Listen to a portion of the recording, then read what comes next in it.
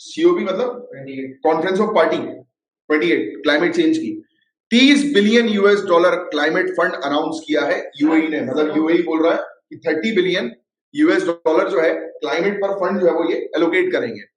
इसका नाम, इस फंड का नाम क्या है? देखो, यूएई का प्रेसिडेंट शेख मोहम्मद बिन जायद अल नहयान, इस व्यक्ति ने जो है वो कॉन्फ्रेंस ऑफ पार्टी 28 की समिट, क्लाइमेट समिट के दौरान ये कहा कि हम 30 billion US dollar climate fund जो है वो लेकर आएंगे। और इस फंड का इन्होंने नाम रखा एल्टेरा। क्या नाम है? एल्टेरा। और एल्टेरा क्लाइमेट फंड का मेन ऑब्जेक्टिव, पहला ऑब्जेक्टिव, ये अट्रैक्ट करेंगे 250 बिलियन यूएस डॉलर का investment by the end of the decade, मतलब कि इस दशक के अंत होने तक 250 बिलियन यूएस डॉलर ये फंड इकट्ठा करेंगे क्लाइमेट चेंज के लिए। सेकेंड, 25 बिलियन यूएस डॉलर जो है वो क्लाइमेट स्ट्रेटजीज पर लगाएंगे। और 5 बिलियन यूएस डॉलर जो है वो ग्लोबल साउथ, मतलब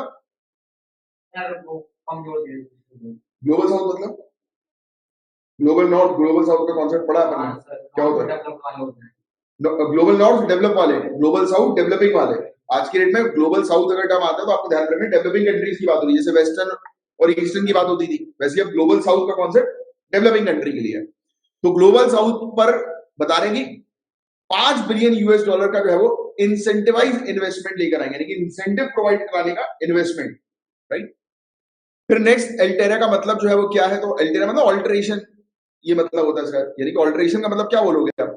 एक प्रकार का परिवर्तन, उपयोगी परिवर्तन कह सकते हो।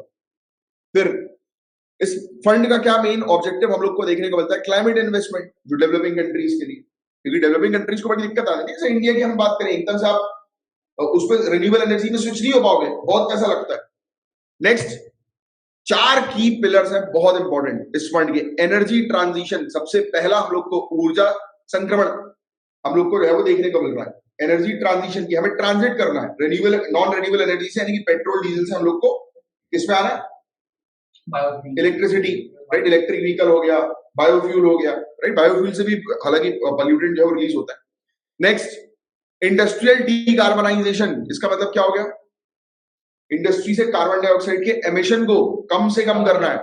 थर्ड, सस्टेनेबल लिविंग, सस्ती लाइफ, हाँ, हेल्दी लाइफ को। सस्टेनेबल लिविंग का मतलब, सस्टेनेबल का मतलब क्या होता है?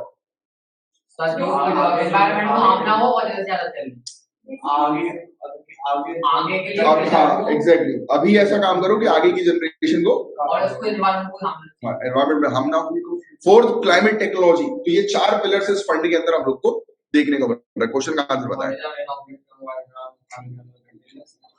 इसका सेकंड सही जवाब बी,